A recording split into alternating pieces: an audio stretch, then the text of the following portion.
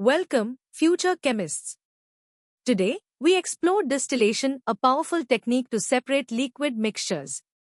Ever wondered how pure water is made from salty ocean water, or how different fuels come from crude oil? Distillation is the key.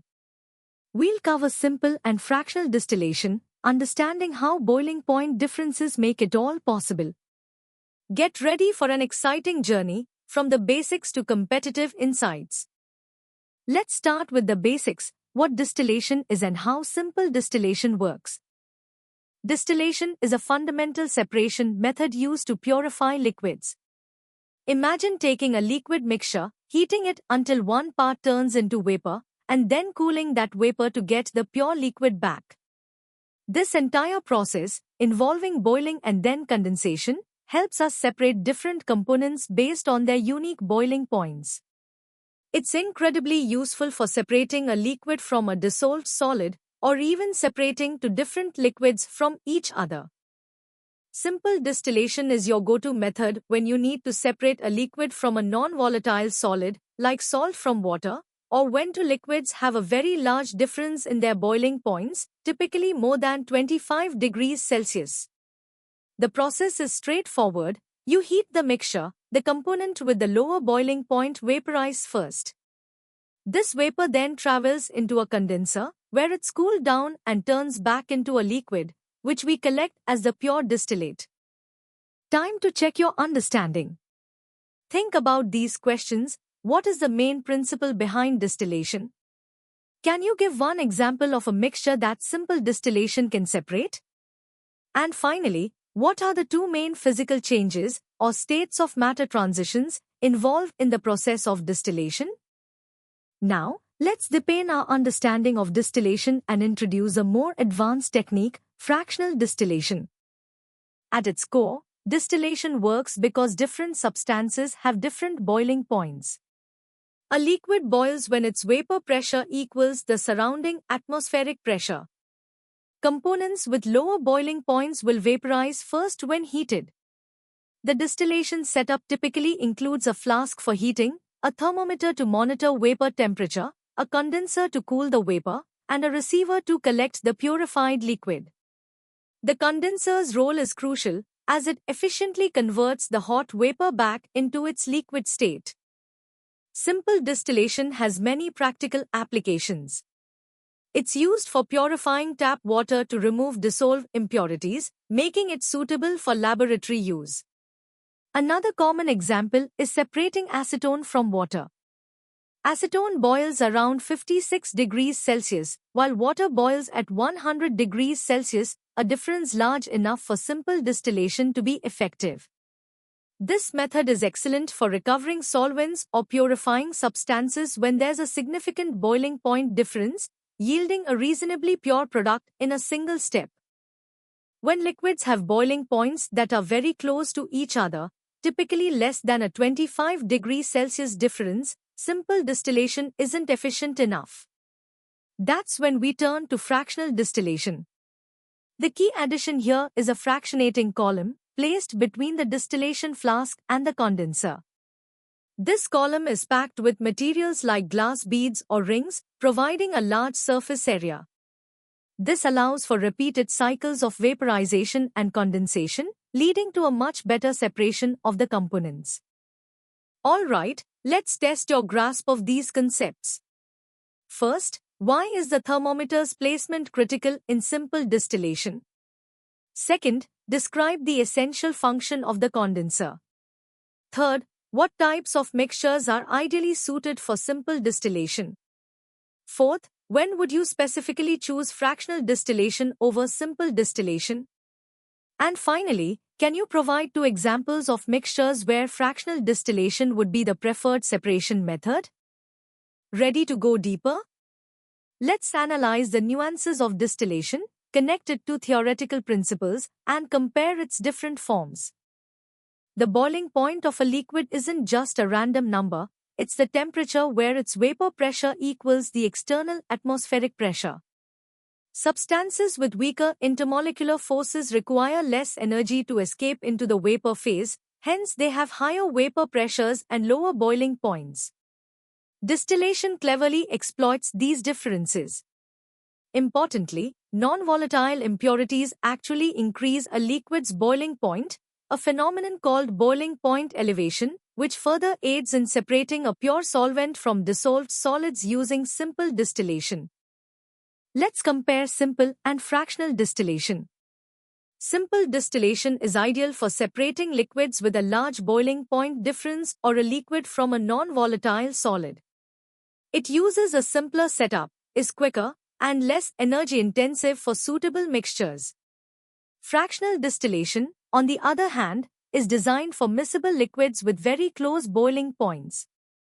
It employs a more complex apparatus, including a fractionating column, which makes it slower and more energy-intensive, but capable of achieving much higher purity in separation. The magic of the fractionating column lies in its ability to create a temperature gradient, being hottest at the bottom and coolest at the top. The packing materials or trays within the column provide extensive surface area, facilitating numerous miniature vaporization and condensation cycles. With each cycle, the vapor moving upwards becomes increasingly enriched in the more volatile, lower boiling point component. However, some mixtures, known as azeotropes, boil at a constant temperature and composition, making their complete separation by fractional distillation impossible. A classic example is the ethanol water azeotrope. Now for some challenging questions. First, explain how vapor pressure is fundamental to distillation. Second, why is a large surface area vital in a fractionating column? Third, differentiate simple and fractional distillation based on their applications. Fourth, what is an azeotrope and why can't it be separated by fractional distillation? Fifth, if you have liquid A, BP 60 degrees Celsius, and liquid B, BP 65 degrees Celsius, which method would you choose? Sixth, describe the temperature gradient in a fractionating column. Finally, how do non-volatile impurities affect boiling point and simple distillation? Ready for the ultimate challenge? Let's delve into the advanced thermodynamic principles, engineering insights, and industrial applications of distillation. Understanding distillation at a deeper level requires looking at the thermodynamics of mixtures. Ideal mixtures follow Raoult's law, where partial vapor pressure is proportional to mole fraction. Dalton's law sums these for total vapor pressure. Distillation's effectiveness hinges on relative volatility. Non-ideal mixtures deviate from Raoult's law due to differing intermolecular forces, leading to azeotropes, constant boiling mixtures. These can be minimum or maximum boiling, presenting unique separation challenges. Industrial fractionating columns are engineered for maximum efficiency, measured by theoretical plates. Designs include packed columns, using materials like Rashig rings for vast surface areas, and tray columns, with physical trays such as bubble caps for staged vapor-liquid contact. A critical parameter is the reflux ratio, the liquid returned to the column versus collected. A higher reflux ratio improves purity but significantly increases energy consumption, requiring careful optimization for economic viability. Beyond simple and fractional methods, specialized distillation techniques address particular separation challenges.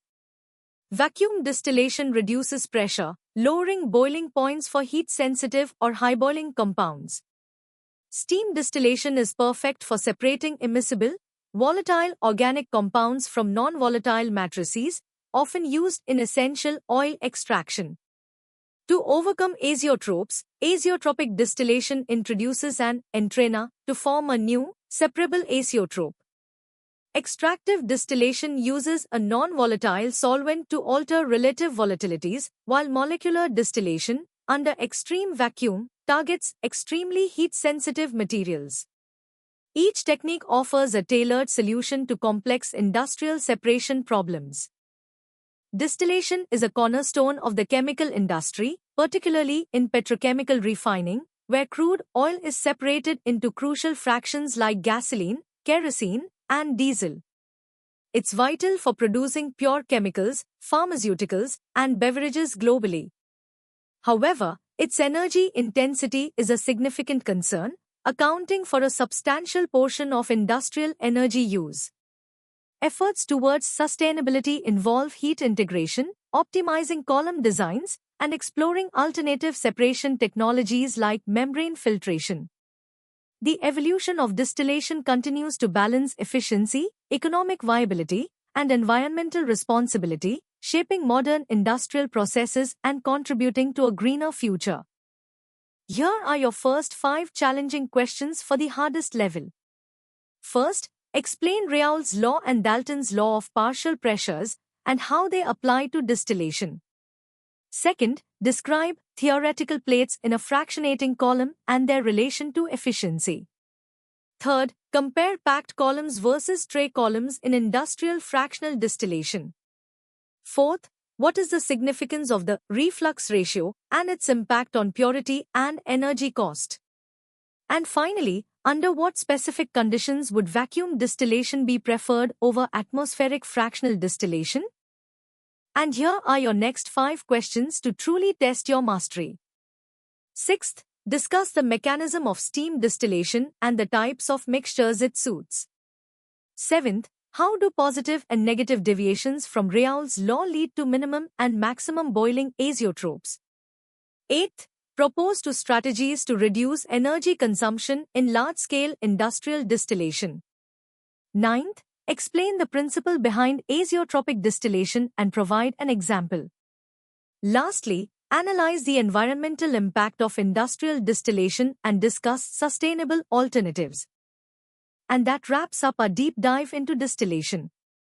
We hope you've gained a comprehensive understanding of both simple and fractional distillation, from their basic principles to their advanced applications and societal impact. Remember, mastering these concepts is key to excelling in chemistry.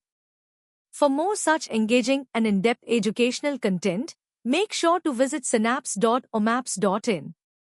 Don't forget to subscribe to our channel for regular updates and more fascinating lessons. Keep exploring, keep learning, and keep questioning the world around you.